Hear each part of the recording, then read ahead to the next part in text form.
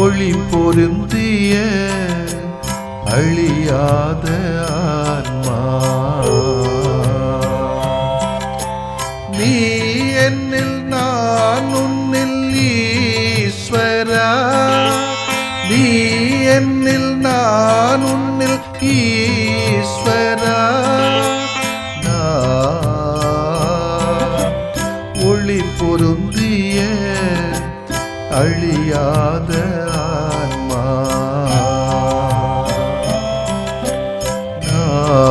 நான் ஒளி பொருந்திய அழியாத ஆன்மா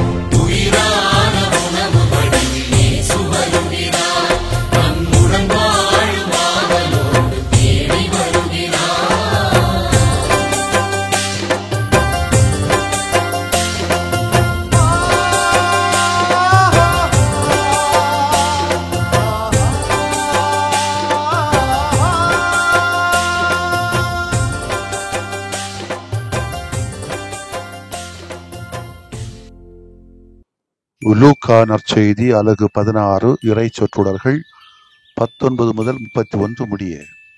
அக்காலத்தில் இயேசு பரிசேயரிடம் கூறியது: செல்வர் ஒருவர் இருந்தார். அவர் விலையுயர்ந்த மெல்லிய செந்நிற ஆடை அணிந்து நாள்தோறும் விருந்தொன்று இன்புற்றிருந்தார். லாசர் என்னும் பெயர் கொண்ட ஏழை ஒருவரும் இருந்தார். அவர் உடல் முழுவதும் புண்ணாயிருந்தது. அவர் செல்வருடைய வீட்டு வாயின் அருகே கிடந்தார். அவர் செல்வருடைய மேசையிலிருந்து விழுகிற துண்டுகளால் தம் பசியாற்ற விரும்பினார். நாய்கள் வந்து அவர் புண்கள் நக்கும். அந்த ஏழை இறந்தார். வானதூதர்கள் அவரை ஆபிரகாமின் மடியில் கொண்டு போய் சேர்த்தார்கள். செல்வரும் இறந்தார். அவர் அடக்கம் செய்யப்பட்டார். அவர் பாதாளத்தில் வதைக்கப்பட்ட போது அண்ணாந்து பார்த்து தொலையில் ஆபிரகாமையும் அவரது மடியில் லாசரையும் கண்டார். அவர், தந்தை ஆபிரகாமே, எனக்கு இரங்கும். லாசர் தமது விரல் நுனியை தண்ணீரில் நனைத்து எனது நாவை குளிரச் செய்ய அவரை அனுப்பும், ஏனெனில் இந்த தீப்பிழம்பில் நான் மிகுந்த வேதனைப்படுகிறேன் என்று உரக்க கூறினார். அதற்கு ஆபிரகாம், மகனே, நீ உன் வாழ்நாளில் நலன்களையே பெற்றாய். அதே வேளையில் லாசர் இன்னல்களையே அடைந்தார். அதை நினைத்துக்கொள். இப்பொழுது அவர் இங்கே ஆறுதல் பெறுகிறார், நீயோ மிகுந்த வேதனைப்படுகிறாய். அன்றியும் எங்களுக்கும் உங்களுக்கும் இடையே பெரும் பிளவு ஒன்று உள்ளது. ஆகையால் இங்கிருந்து ஒருவர் உங்களிடம் வர விரும்பினாலும் கடந்து வர இயலாது, அங்கிருந்து நீங்கள் எங்களிடம் கடந்து வர இயலாது என்றார். அவர், அப்படியானால் தந்தையே, அவரை என் தந்தை வீட்டுக்கு அனுப்புமாறு உம்மிடம் வேண்டுகிறேன். எனக்கு 5 சகோதரர்கள் உண்டு. அவர்களும் வேதனை மிகுந்த இந்த இடத்திற்கு வராதவாறு அவர் அவர்களை எச்சரிக்கலாமே என்றார். அதற்கு ஆபிரகாம், மோசேயும் இறை வாக்கினர்களும் அவர்களுக்கு உண்டு, அவர்களுக்கு செவி சாய்க்கட்டும் என்றார். அவர், அப்படியல்ல தந்தை ஆபிரகாமே, இறந்த ஒருவர் அவர்களிடம் போனால் அவர்கள் மனமாறுவார்கள் என்றார். ஆபிரகாம், அவர்கள் மோசேக்கும் இறைவாக்கினருக்கும் செவி சாய்க்காவிட்டால் இறந்த ஒருவர் உயிர்த்தெழுந்து அவர்களிடம் போனாலும் நம்ப மாட்டார்கள் என்றார். ஆண்டவரின் அருள்வாக்கு. இறைவா, உமக்கு நன்றி.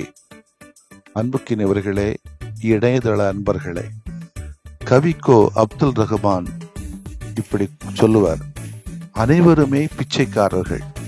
கேட்கறது கூச்சமா இருக்கு நமக்கு. ஏனென்றால் அவர்கள்தான் பெறுகின்ற மனம் படைத்தவர்கள், கொடுக்கக்கூடிய குணம் இல்லாதவர்கள், சமூக அக்கறையும் இல்லாதவர்கள். அதுபோலத்தான் நாம் இந்த உலகிற்கு வரும்போது எதையும் கொண்டு வரவில்லை. ஆனால் இந்த மண்ணில் எல்லாவற்றையும் பெற்று அனுபவித்து விட்டு இந்த மண்ணிற்கு எதையுமே கொடுக்காமல் சென்று விடுகிறோமே. எனவேதான் சொல்லுகிறேன், நாம் அனைவருமே பிச்சைக்காரர்கள் என்று சொல்லுவார் விளக்கத்தை.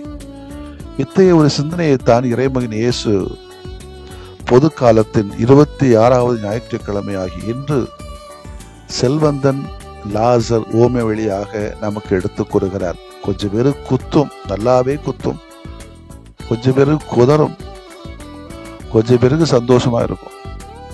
இந்த நற்செய்தி வாசகத்தில் வருகிற செல்வந்தன் கடவுளின் பார்வையிலே பிச்சைக்காரன்.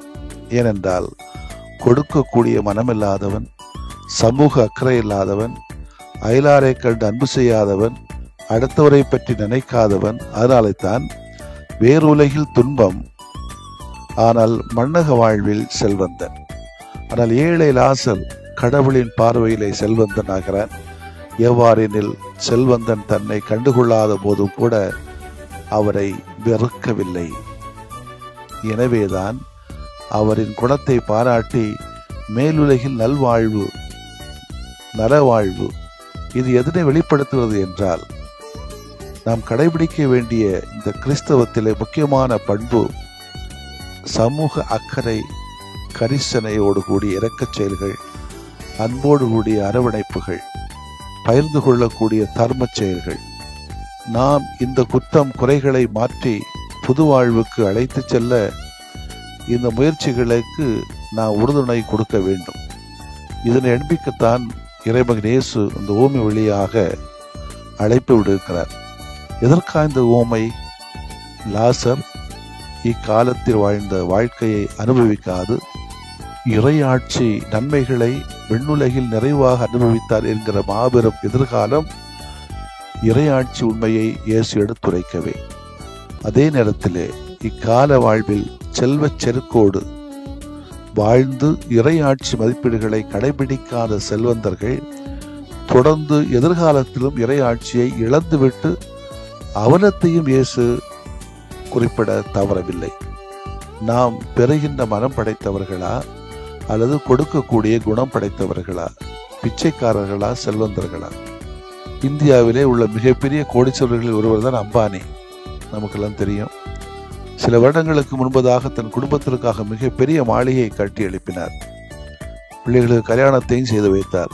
பார்த்திருக்கோம். இந்த மாளிகையில் இருக்கிற 600க்கும் மேற்பட்ட அறைகளும் 30 மாடி கட்டிடமும் பார்ப்போரை வியக்க வைக்கிறது. 4 பேருக்காக உயர்தர லிப்டுகள், தியேட்டர்கள், பூங்கா, நீச்சல் குளம், நூலகம், குளிரூட்டப்பட்ட அறைகள், வாகன நிறுத்தம் ஏறத்தாழ 350 கோடி செலவிலே உருவாக்கப்பட்டது இந்த மாளிகை. ஒருவேளை கஞ்சிக்கு வழி இல்லாமல் இருக்கிற ஏழை மக்கள் இருக்கிற இந்த தேசத்திலே இது பணத்தின் திமிரை வெளிக்காட்டவில்லையா? நாமும் மற்றவர்களுக்கு பயன்படாத பணத்தை சேர்த்து வைத்திருந்தால் செல்வந்தனை போல கண்டிக்கப்படலாம் என்ற ஒரு எச்சரிக்கை கொடுக்கப்படுகிறது. வறுமையிலே வாழ்கின்றவன் என் நண்பன், வருத்தத்திலே இருக்கிறவன் சகோதரன், அல்லல் படுகின்றவன் என் நண்பன், ஆபத்தில் இருக்கிறவன் சகோதரன். காரணம், அவனும் மனிதன் என்று கூச்சல் இல்லாமல் பாடுகிறோமே. நமக்குள் வறியவர்கள் இல்லாதிருக்கட்டும். இணைச்சட்டம் 12:4 சொல்கிறது. ஆமேன். மன்றாடுவோமாக. உலகின் ஒளியாகி உம்மை வெளிப்படுத்திய ஆண்டவரே, உம்மை போற்றுகிறோம். தன்னலம் என்னும் பாவ சூழ்நிலையில் இருந்தும் பிறர் மீது அக்கறை கொள்ளாமல், கரிசனை இல்லாமல் இன்புற்று வாழுகிற சமூக அக்கறையற்ற தன்மையிலிருந்தும் எங்களை விடுவித்து இந்த உலகத்தில் உள்ள அனைத்து மக்களையும், குறிப்பாக ஏழை, இயலாத மக்களுக்கு நீர் கருணை கூர்ந்து இருக்கின்றவர்களுடைய மனங்கள் கனிவாக்கப்பட்டு இரக்கச் செயல்களை ஈடுபட தேவையான அருள்வரங்களை எங்கள் யாவருக்கும் தாரும் ஆண்டவரே.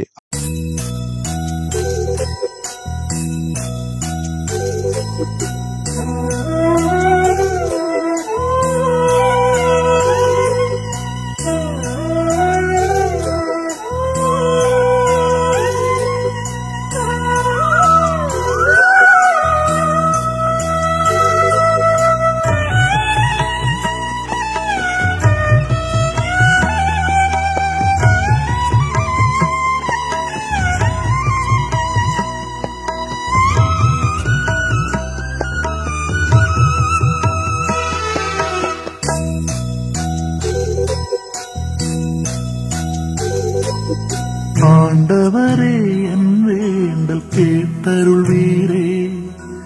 ஆறுதலாய் எனக்கு நீர் அடைக்கலமாகும். ஆண்டவரே, என் வேண்டல் கேட்டருள்வீரே. ஆறுதலாய் எனக்கு நீர் அடைக்கலமாகும்.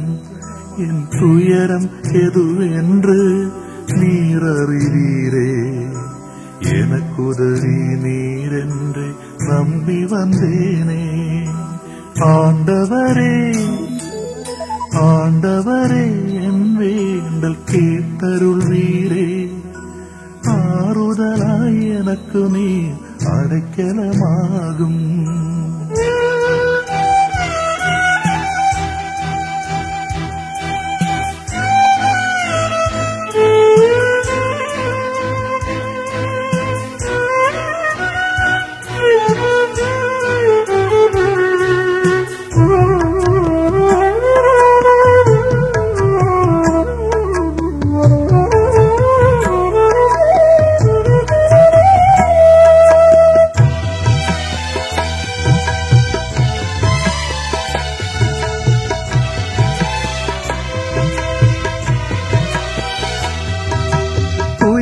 பல என எழுப்ப துவண்டு போனே. துடுப்பிழந்த படகாக தனிமையானே.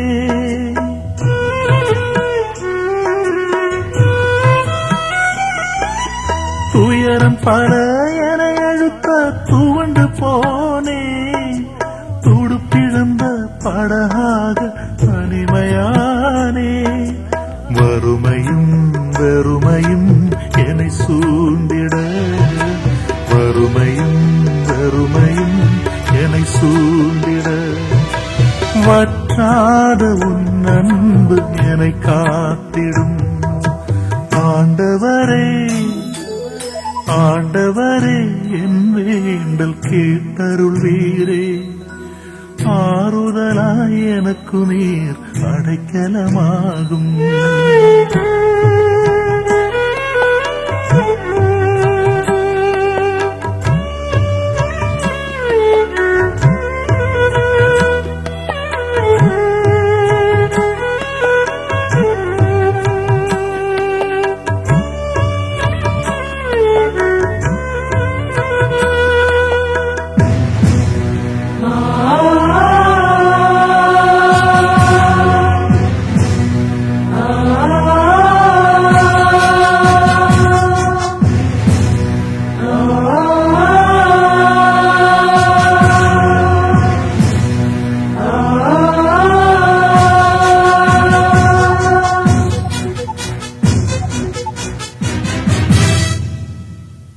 அநியாய செயல் கண்டு உள்ளம் அழுதேன், அதை மாற்றும் வரம் கேட்டு உன்னை தொழுதேன்.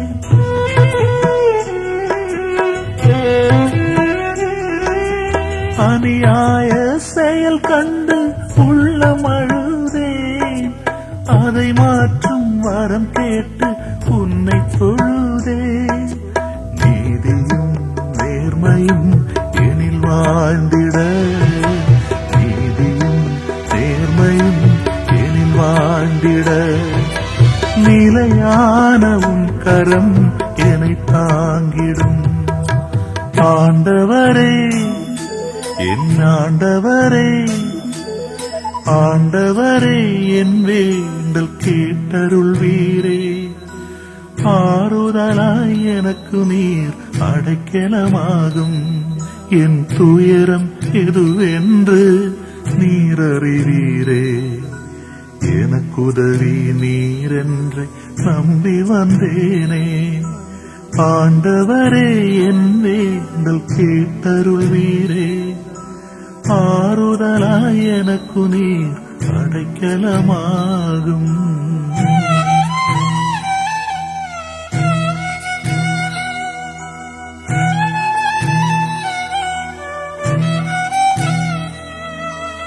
ஆண்டவரே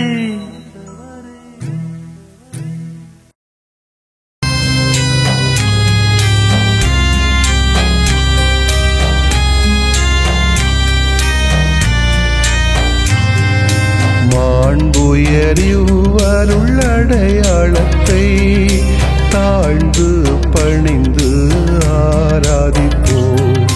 பழைய நியம முறைகள் அனைத்தும் இனி மறைந்து முடிவு பெறுக.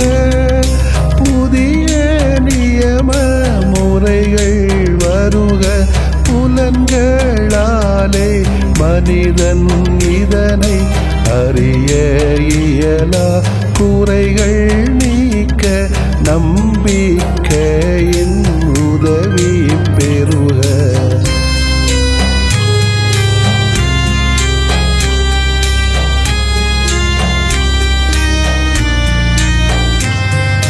தந்தை அவர்க்கும் மகன் அவர்க்கும் புகழ்ச்சியோடு வெற்றியாக்கும்.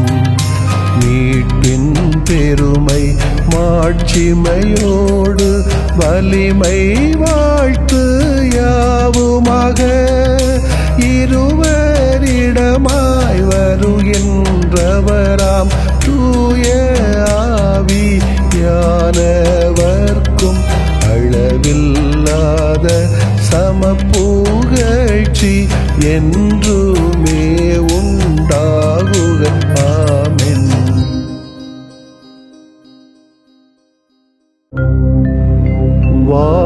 வானின்று அவர்களுக்கு அப்பமளித்தீரே, இனிமையெல்லாம் தன்னகத்தில் கொண்ட அப்பம் இது. மன்றாடுவோமாக.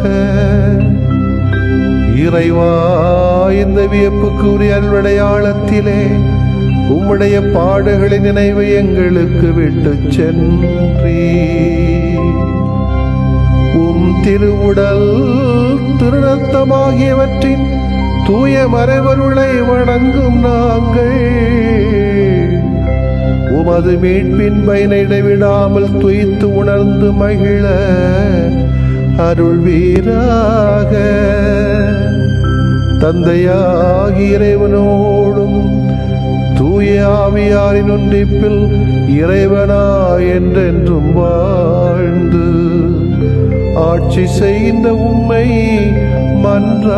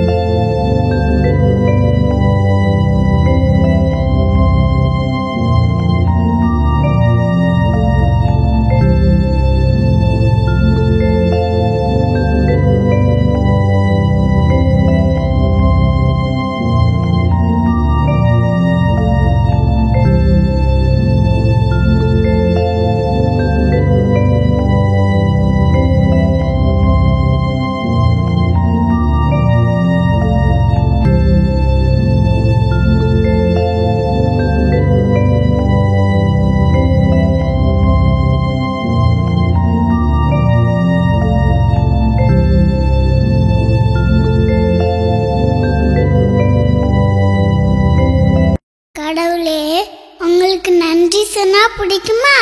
சொல்றதை விட வாழ்வதுதானே நல்லது.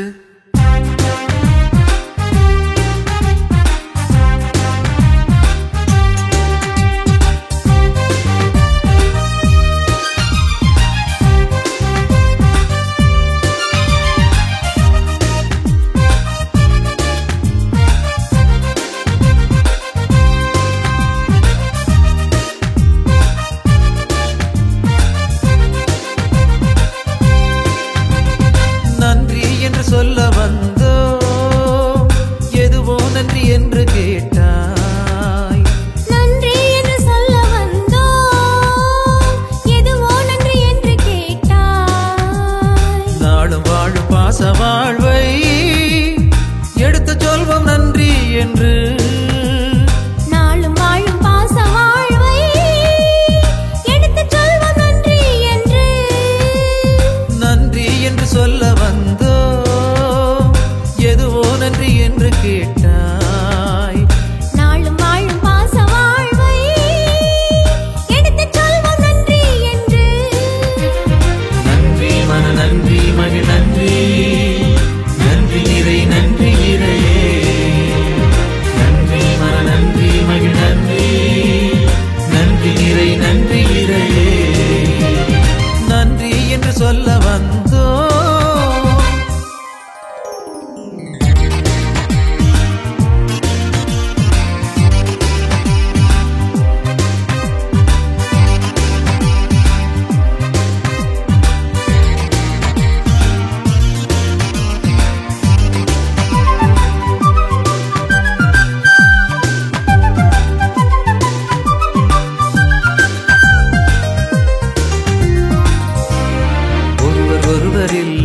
ஒன்றி வாழ்வது ஒன்றில் இணைந்த நன்றி வாழ்வு. இருவர் மூவராய் குழுமி உழைப்பது உனது கனவின் அழகு வாழ்வு. ஒருவரில் ஒன்றி வாழ்வது ஒன்றில் இணைந்த நன்றி வாழ்வு. இருவர் மூவராய் குழுமி உழைப்பது உனது கனவின் அழகு வாழ்வு. ஊரெல்லாம் அன்பில் நிலைத்து நீதி காப்பது. உயிரெல்லாம் பண்பில் வளர்ந்து மாண்பில் மகிழ்வது. உயர்ந்த நன்றி சிறந்த நன்றி நீ விரும்பும் வாழ்வின் நன்றி. உயர்ந்த நன்றி சிறந்த நன்றி நீ விரும்பும் வாழ்வின் நன்றி. நன்றி மன நன்றி மகிழ் நன்றி நன்றி